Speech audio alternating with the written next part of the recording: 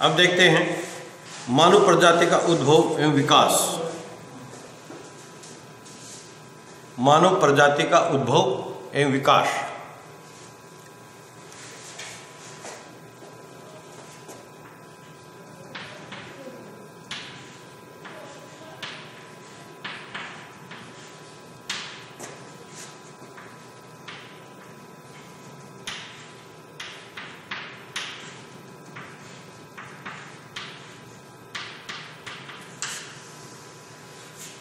मानव प्रजाति का उद्भव एवं विकास। जैसा पूर्व में मैंने बताया कि मानव का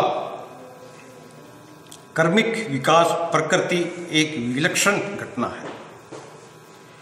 आधुनिक मान्यता के अनुसार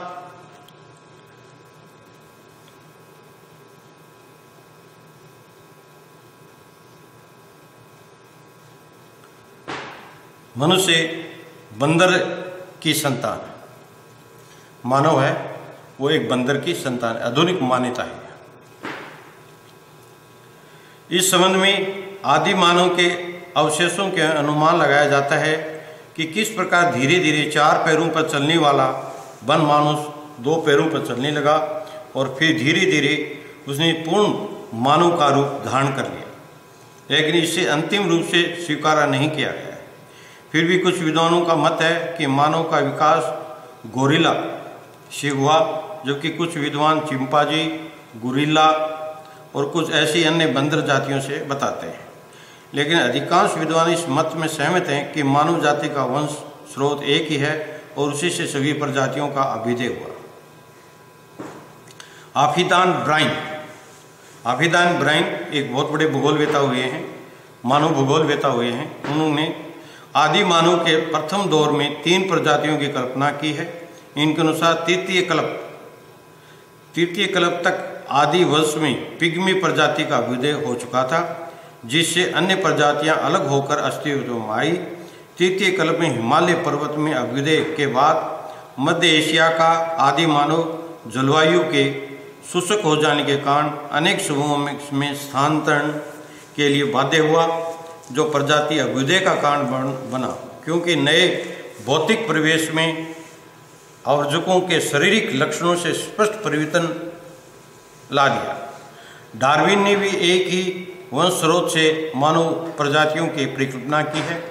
उनका विचार है कि चयनात्मक क्रियाओं के फलस्वरूप वृहत हिमयुग में जलवायु में भारी परिवर्तनशीलता के कारण मानव प्रजातियों का उद्भव हुआ। जलवायु के अनेक बार शीत, शुष्क एवं गर्म होने के कारण भोजन की तलाश में मानव का स्थानांतरण होता रहा, जिससे बदले हुए परिवेश के अनुसार परिवर्तित होकर नया रूप रंग धारण कर लिया।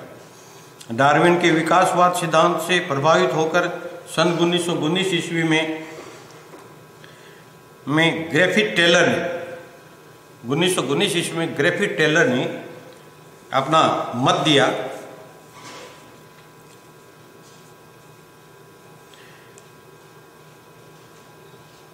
कि प्रजातियों का उद्भव को एक नई संकल्पना प्रस्तुत की, जिसमें उन्होंने कटिबंधीय प्रवास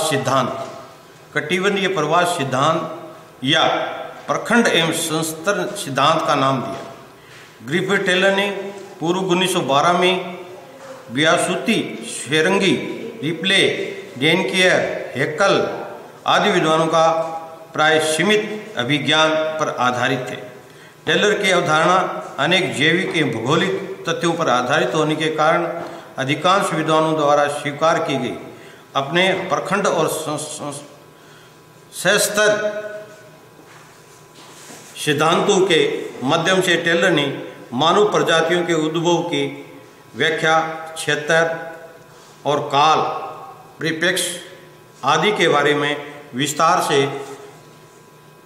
से सहमति जताते हुए मानव भूगोल को प्रखंड प्रजातियों के विभाजन की कल्पना की। ग्रिफिथ टेलर ने